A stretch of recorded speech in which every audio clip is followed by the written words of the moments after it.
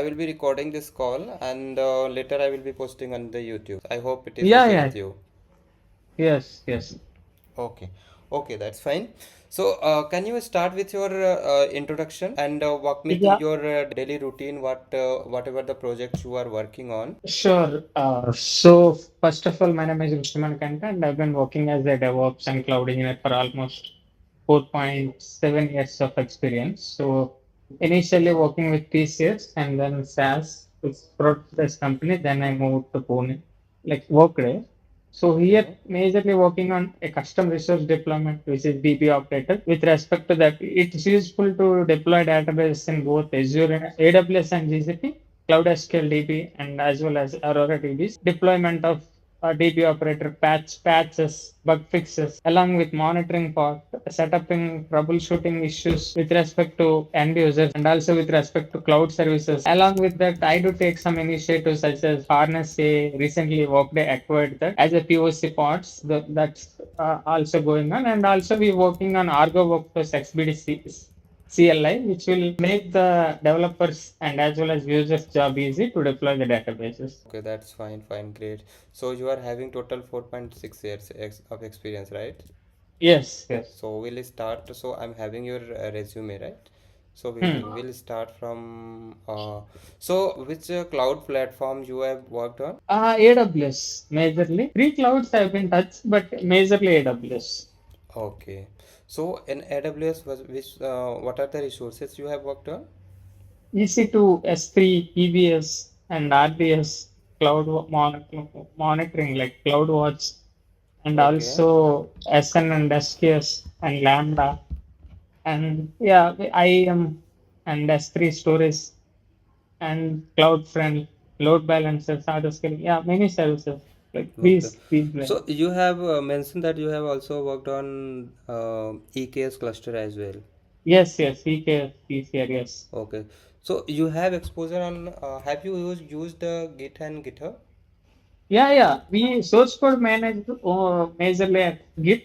Very few code was in Bitbucket as well. Okay, so you have Bitbucket as well. So apart from this, have you created a DevOps CI/CD pipeline? What were the stages you have used? Yeah, we had especially for DB operator code changes. Initially, like linting, whichever Go code we do, and then testing, and followed by security scanning, and then we use Chimera as an internal tool which will scan vulnerabilities, and then we will build the image and we will tag it. We will push to Nexus Satisfactory. And once that Okay, has been done, we will pull back again and update the values.tf in the Artifactory so that it will be later stages used for CD deployment. okay, fine. So means you have total exposure of how you created pipelines from Hmm, starting hmm. to ending, right? Yes, yes. Right now we do use GitHub enterprise version. So in GitHub only we have CI/CD pipelines. Earlier we had in Jenkins as well. Okay. So what are the branching strategies you have used? I know that there is a trunk based and not feature branch, but we basically follow feature branches. We do create for each development feature or bug fixes an XDB ticket, which is Scrum board name, along with ticket number 799, 788 like that. And we Okay. create the branches with that, and we do code changes and we will match it to the master. But before that, PR will be raised and it should be rebased and it should linear history should be there. These are the major pinpoints we have set up. That's fine. Means you have worked on the merging concept as well. What is the difference between merging and rebase? Yeah, rebase when there is a conflict between our code and master code, we need to rebase it. Either there is a choice is ours, like we need to put our code, or we can replace the master one, or we can put both the codes. Whereas merging is for pulling the code to our local, and it will be our branch will be automatically updated. Okay. So that purpose git merge will be used. Yeah, okay. So suppose that we have you have a commit and you want to pick that particular commit and you want to merge that to in a different branch. How will you do that? Then we will do that by using cherry pick, git cherry pick, the commit ID along with the new branch name we will give. Okay. So you said that you have worked. So suppose you are merging a branch to another branch and there is a code conflict. How you resolve that? Yeah, it basically happen. So you need to give git rebase. First of all, to avoid that, git fix origin master we need to do before even starting our work. And then if still merging is like conflict is there, git rebase the new branch master slash origin slash master, and then it will prompt us uh, either our code need to be present or you want to remove or what changes we need to make. We will just made it, and once we can do that either via code or in directly GitHub. Once that has been done, we will do git rebase -continue. So Hmm. next file it will take it up. And once everything has been sorted out, we can just give git commit, git add and git commit and git push on which files it basically have that conflict. So that conflict will be removed. Yeah, good, good. That's fine. So this is how it works, right? Hmm. You have worked on the GitHub Action as well, right? Yes, yes, yes. So there are self-hosted and GitHub hosted runners, no? How will you configure Yeah, that? yes. We in the GitHub, once you create your organization or at least your repositories are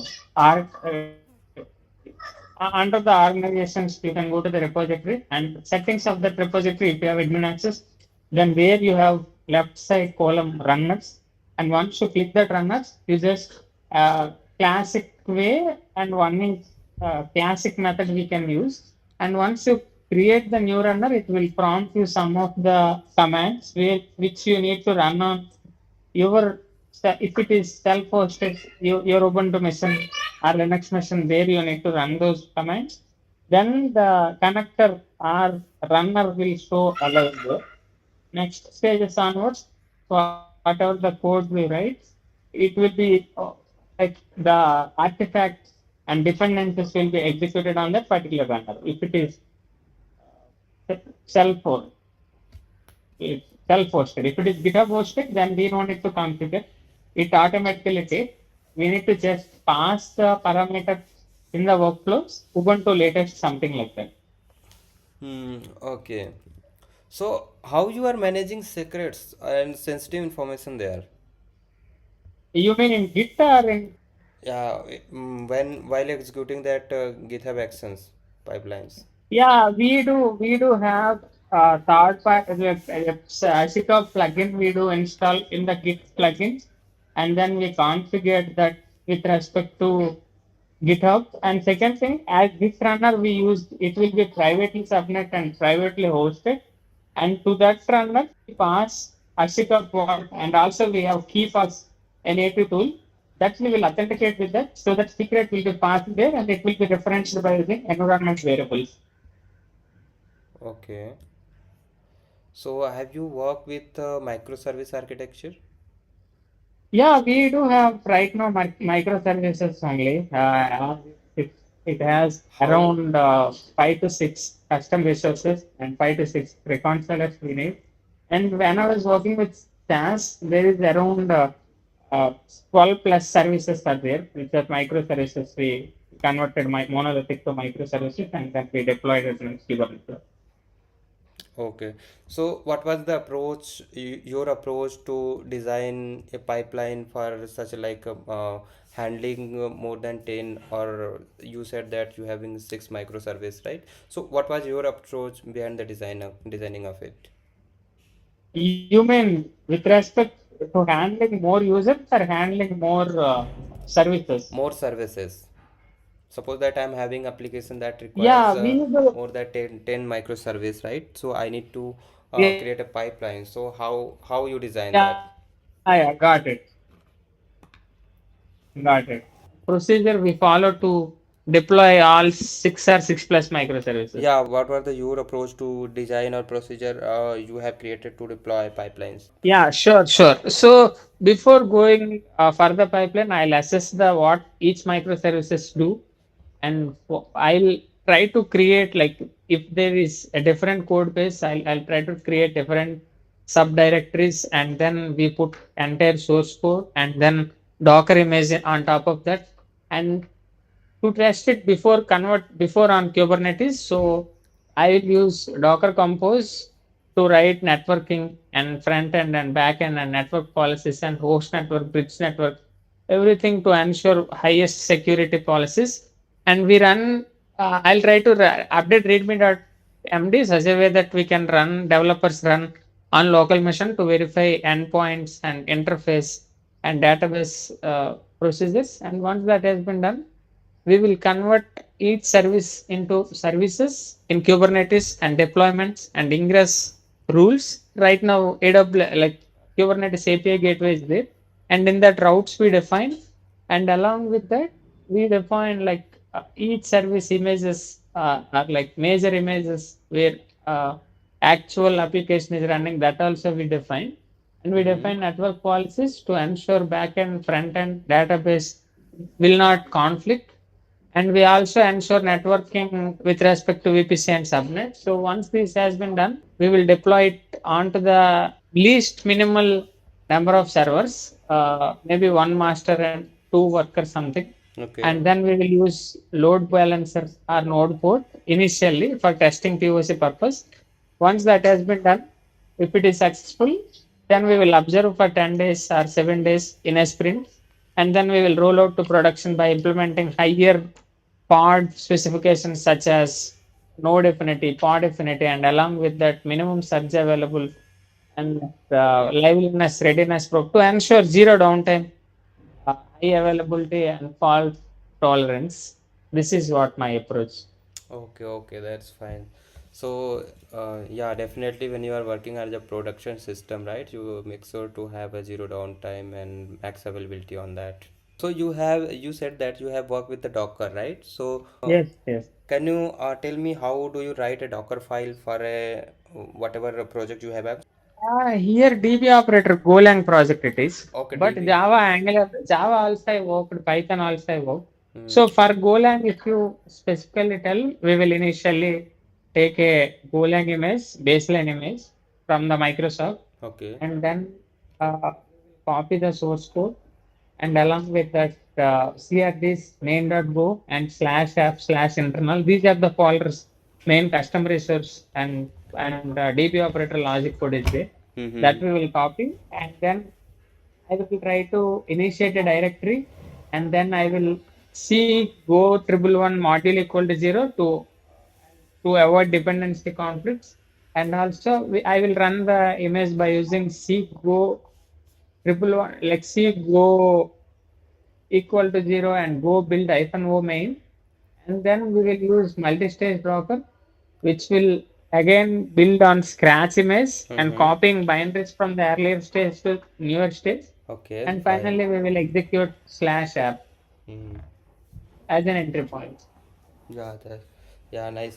So using so why you have used that multi-stage build? So was this image Yeah, higher? to reduce the image size. Initially, it was 859 MB something. So every time developers feel that it is taking larger time for building the image, and then again they need to do E2E test. So to fine tune that, we come up with multi-stage build, and also we avoided most of the dependencies. So and it also gives us security best practices such as no one can able to Hmm. log in, no one can able to execute kernel Correct, level correct. parameters. Yeah, correct, correct. So which registry you have used for storing the Docker We use images? artifactory way, Nexus artifactory way to use. Nexus, right? Fine. So let me proceed with the next question. So what are the deployment strategies you have used there? We right now for POCs we do rolling update. And for production, we do use blue green deployments, and we do use canary sometimes, not frequent. So we define ingress YAML such a way that routes there we update the tags and also labels. So according to that, it will be green. New version will be deployed as a green. Older will be in the blue. And once if Mm-hmm. a sprint, we will see half of the sprint. If everything goes well, then Bloom we usually deletes to cost for the cost optimization, and we will ensure green is up and running. Hmm. That's great. So, what is canary? Can you explain that? Canary deployment is like transferring the load from the newer version and older version with respect to percentages. So we can define 50 percentage if we made 50%. So 50 percentage of users can able to get the traffic or can hit the new application, and rest of them will hit the lower older application. If we put at 90, then newer application will be 90% of user will see newer code and 10%. So it's better always to go gradually and verify at least a week time or a day time, and simultaneously observe the ELK stack logs and along with Prometheus metrics to ensure Okay. application is rolling out successfully. So, suppose that a pipeline is failing, how will you troubleshoot it? What was your approach? Yeah, it happens many times. So usually pipeline fails in GitHub Actions at one of the stages. Mm-hmm. So it will automatically throw the logs as well. So we will check the particular stage. I will open the job and then I will see. Most of the failures what we have seen is uh, like stack update failures or dependencies, upgrade failures or secret injection, whatever the secret it references that was not compatible or it got expired, not rotated. These kind of things we can see the logs. So there according to the logs, if it is secret related, I will go to the CA search and search manager and I'll try to rotate the Mm-hmm. certificate secret again. And Okay. if it is dependency, I will update the 5.7 to 5.9 goal, and usually we do face some issues. So these are the most common things. And linting, and sometimes linting and CRT, some people don't download it automatically by giving make CRT docs, make CRT generate. So that also causing issues. So we will try to update them manually and then push it again. Okay. Okay, fine. So, so how do you resolve if any upgrade failure because of upgrade issues you are facing? You mean, yeah, with respect to code upgrade, you mean? Hmm, yeah. Yeah, it happens because I do resolve it by going to particular logs and I will see what are the versions or upgrade newer version. Like let's say even with respect to Kubernetes 1.31 to 32 or Golang, our code development, if they introduce new CRDs, we need to make sure it downloaded and it will be updated in the code base. And with respect to Kubernetes, the new kind of let's say new CRDs or new database jobs or job watch or ingress load balancers or API gateways, everything has to be updated, especially API versions. Mm-hmm. So I will ensure these are updated according to the documentation, Kubernetes official documentation, and as well as our internal Go user guide and developer guide, and I will again push it once by testing it. And to avoid this, that better to people try and test it locally before committing rolling out to production. Hmm. Okay. So you have upgraded Kubernetes cluster as well, right? What is the Yeah, yes. prerequisite before upgrading the Kubernetes cluster? It's better always go with the official documentation, Yeah. which version we are going to update and what are the deprecated plugins. These information we need to read, and we need to analyze our current modules or current implementation controllers and API versions, deployment services. of the workloads as well. And second thing, whatever the add-ons we use, such as VPC CNI, uh, scheduler, API server, like metric server, these add-ons, Kubernetes add-ons also we need to check and we need to upgrade. So once this has been done, either we can go with, if it is managed services, directly single button upgrade node group. Node groups initially will be upgraded and then nodes, master node and control nodes will be upgraded. So right away we can go there. But prerequisites are this, and this usually takes within a 3 days we can solve this issue. So in this issue, in this upgrade activity, will customer face any downtime? How you avoid the downtime? Yeah, Kubernetes cluster entire upgrade customer do face, but that's why we made it like not upgrading all at once. We usually go with rolling update so that some clusters will be upgraded. Meanwhile, the traffic will be transferred with the older clusters. So we also, for the safer side, DR clusters we do ensure, and traffic will be routed to that older cluster until unless the new cluster is completely upgraded. Okay. Suppose you have only one cluster. They at the time definitely people do see downtime. Hmm. So, that's why we always ensure at least three master and six worker, something in a larger scale for production and customers. Okay. So have you heard about pod disruption budget? Yeah, yeah, yes, yes. What it is? Pod disruption budget is, I think it's the number of pods will be stay when a new application is rolling out. Uh, at least one pod will be available even if rolling update or something is happening, or cluster deletion or any conflict something happening. At least that pod disruption budget whatever we define, that number of pods will be stay continuously. Yeah, exactly. So that's why I had asked you it, because if you are having a single cluster, right? So you can use Okay, this yeah, concept, right? yes, So yes, that in yes, that case, yes. customer will not face any downtime. You can specify that how many pods can be max unavailable, right? So at the time of upgrade Yeah, activity. got it, yes, Okay. So fine. So you have worked with the Jenkins pipelines as well, right? yes, yes.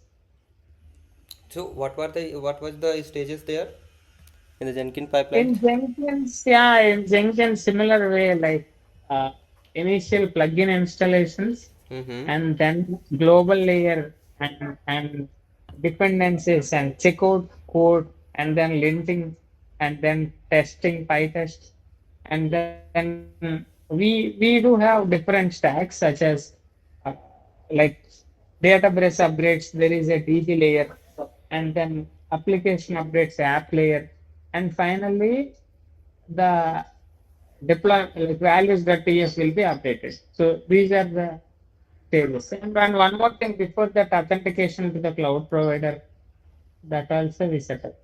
Okay. So have you aware of Groovy syntax? Have you written any pipeline Yes, yes, script in the yes, Jenkins? yes, yes. Can you Both. walk me through any simple? Yeah, both. I'll walk you through both imperative and declarative ways I written. Yeah. And let's say if it is declarative, then pipeline, and then we need to define stages, stage, and Mm-hmm. uh, in that agent, Docker image, Mm-hmm. Alpine node 16 Alpine, Mm-hmm. and then stages, stage name.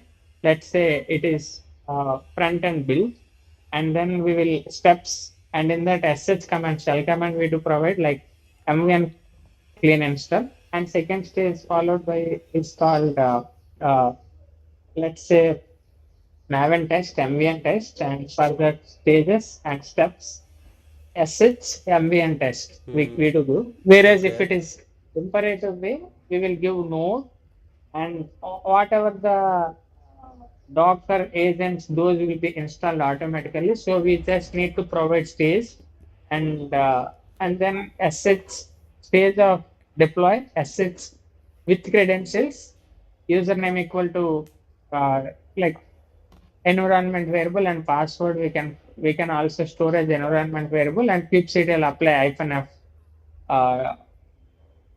Kubernetes like kube ansible.yaml playbook something we can define so that it will be deployed. Okay. So have you worked with the multi-branch pipelines in Jenkins? Multi? Branch. Yeah, multi branches, yes. Okay. So have you experience on how you configure that master and slab node agent in the Jenkins? In Jenkins, we do, yeah, we can, if we want more security, we can spin up particular VMs, and then in the Jenkins file, we need to go to particular. I think in keys something we need to manage. I really could not able to recollect, but I have configured master slave. Okay, okay, Uh, fine. You said that you have done the setup with the master and slab node agents. So how the communication works between the master and slab node? I think whatever we do define TCP key we use uh, to install the Jenkins and to connect between both of them. Hmm. And maybe I think uh, with that TCP key Okay, and no then problem. Actually, SSH key, we need to configure the private and yeah, public SSH key. Based on that, agent will be communication will be happen, right? yes. So have you exposure on the Terraform? Have you managed any infrastructure over the using Terraform? We have managed. We do use Terraform to spin up entire Kubernetes clusters. Oh, And also what are the resources you have provision? EKS and IAM, VPC and subnets, security groups, even instances, S3 buckets and RDS Okay. and by using local many more like even simple static applications such as website hostings Mm-hmm. and highly available R-treater architecture. These I did. Okay. What is the Terraform cycle? Can you explain that? Yeah, there were it usually makes the logic in a proper way, such a way that we have Terraform lifecycle policies around four or five. One is prevent destroy, which we cannot able to eliminate the resources until it make it false, Mm-hmm. and then we use depends on which will be wait till the first instance get created, and then we can use like these two, and then rest of four we have cycle prevent destroy.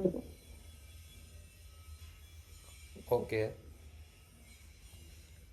What is Terraform init?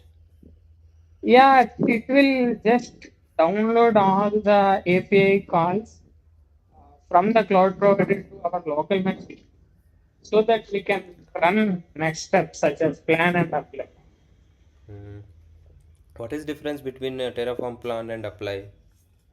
Plan will just give a blueprint of what are the resources going to be created or modified or destroyed, Mm-hmm. and apply will directly execute the steps which were written in main.tf or modules or backend.tf wherever, so that actual resource will be either created or terminated or destroyed. Okay. Okay. Fine. What is Terraform state locking? It's useful to avoid the conflict between multiple people using Terraform. So we will store the state file in the either S3 or EB or like Azure files or Google Cloud persistent disk, some Google storage, so that only one person can able to run, and state file as a single source of truth. It will be highly secure if we go with that procedure. What will happen if two developers simultaneously use the Terraform apply command? For one people, it will execute, and second one, it will throw an error like Terraform state file is locked. So O- to unlock, you need to do -force unlock command. Okay, okay, fine. So how you will bring the existing resources to manage with your Terraform? We can use Terraform import as a feature in Terraform, and then particular resource name and resource ID we need to give so that it will be tracked to the state file. And if later point of time we need to manage that by changing the configuration, we need to write that particular resource definition in the main.tf, and then we can track from that point onwards. Okay. So so have you worked with the Terraform module? Yes, yes. What it is? Can you It's explain like that? a reusable snippet of code which will be useful to redeploy the resources and reutilize the code. We have both public modules and private modules. Better go with private modules to highly customize them. And for EKS creation, instead of writing from scratch, we can Mm-hmm. just import that module in the source block, and then we will upgrade it. And even if we upgrade the module, it will be uh, tracked by the source version so that we can change the version as well accordingly. Mm. Yeah, you are having good hands-on experience on Terraform as well. So I want to create a S3 bucket, right? Hmm. So it will be having a unique name. How will you define that? You can just give for unique name random. There is a inbuilt function is there Mm-hmm. that you can use. And second thing, you can use counter for each, and Hmm. each time iterate through the variable which you given along with bucket name. And third thing, you can also use date function like format date, and then date function, an inbuilt function, so that it will automatically generate new date with name so that it will be unique every time. Okay. So I don't want to use the random names, right? So I want to use like dev underscore like this. Yeah, for that you need to define a local, Mm-hmm. and before that you need to define a variable. In Okay. local, you just use div hyphen like dollar symbol of parenthesis, the environment div dot environment, like environment name along with variable, so that it will be generated every time with that. So you have worked with the Kubernetes, well versed with the Kubernetes as well. Can you explain the Kubernetes architecture? Yes, yes. Typically, it has master slave concept where master will have API server which will authenticate and also connect with external callings. And then we use etcd database which will store entire database, entire Kubernetes objects as a key value pair. And Mm-hmm. then we use scheduler and controller. This scheduler will schedule the particular number of nodes or pods on particular nodes, and then controller will make sure the number of replicas what we given will be up and running. And then if we want custom resource to deploy, we need to specify custom controller as well. And then we use worker node where we have kubelet and kubeproxy. Kubeproxy will manage all the network configurations, route table information of particular pods and services. And kubelet will allow you to connect with master, Mm-hmm. and whatever the commands you execute, it will be transferred to kubelet. And also it has like it manages the loads or containers in the worker node. So these are the typical containerizations where our Docker container are like our images will sit and deploy. Okay. So have you created any deployment file? Yes, yes. Can you walk me through it from starting? Yes, yes. API version, we need to define app slash v1, which Mm-hmm. is standard one, and then we use kind deployment. Mm-hmm.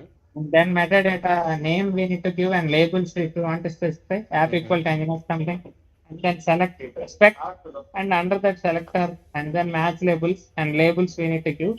And similar to spec, we need to define one more template, which will be defined per particular container, and then metadata, and then name and labels and app equal to nginx, and finally under template again a spec which will have containers, container name and container image, and then container port is 80, which will be running, which can able we can able to access in the terminal. Hmm. Fine. So, what are the name selectors as name and selectors are used for in the deployment file? And the selector is used to group the particular labels, and by using that selector you can pin up like whatever the labels we define that can be transferred and that can be spin up on the particular cluster. This is the most use case, and it's better to define selector in each deployment and service so that these can be connected on what labels we give. Okay. How you will restrict a pod to scheduling on a node? That can be done by node selector, like in the namespace spec. Like whenever when we define a pod, we can just define the particular node name, and we can also use labels and selector. We should Mm-hmm. label the Correct. node that particular name, and selector also in that we define the same label. To even highly advanced security, we can use annotations, pod annotations, and label of selector both clubbing together so that it will avoid unused resources or malpractice. Okay, fine. Have you worked with any English controller? Yeah, ingress controller, we have used Nginx ingress controller, which will be used to transfer the load between different services. So, can you design that a service that my request will not directly hitting to the pod, it should not go with the English controller? Yeah, we can easily define for that ingress controller we need to install on the node, and then ingress file we need to define, and ingress CRD we need to also install so that it will continuously monitor that. And in the ingress file, you just need to give class name as an nginx, and then in routes define the particular route if it is HTTP or HTTPS, and then whatever the service you want to deploy, that particular label you just mentioned there. And in path based or host based, two kinds it will give. Mostly go with path based. So host will be domain name address. Okay. Then path based will be the slash endpoint on which your service you want to deploy access. So in that way we can design that. Okay, your English pod is failing. How will you restore that?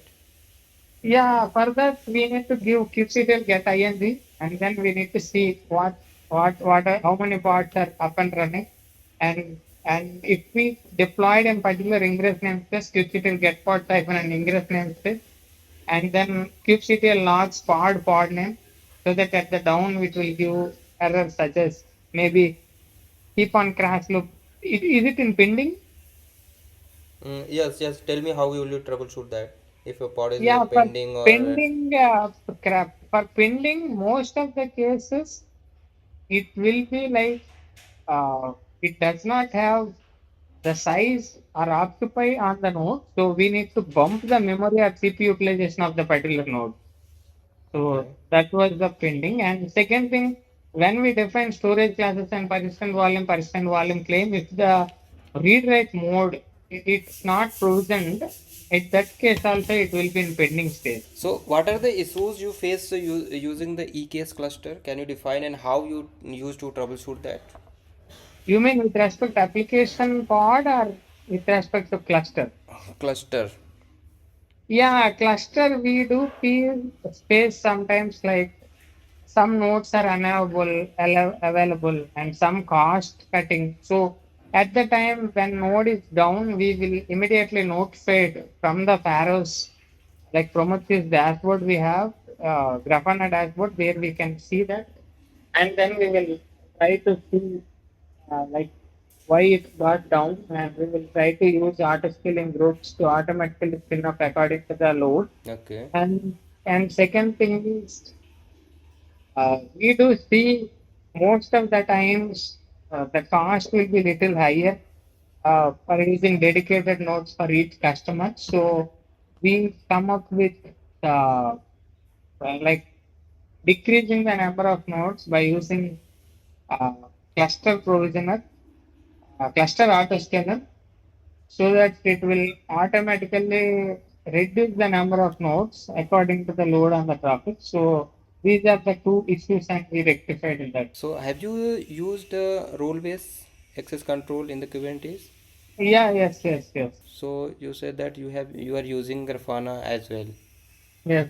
So you know how to configure the Grafana monitoring Yeah, and yes, yes. Prometheus. We can either use enterprise version or we can give the data source as a Prometheus so that it will be tracked out. Yeah, great. How will you resolve a OOM killed issue? Overkill it is to mostly because of crash loop. It will automatically make the pod is crash loop backup and it out of memory as the pod will be getting very high load because of more number of tables may be created on the particular node.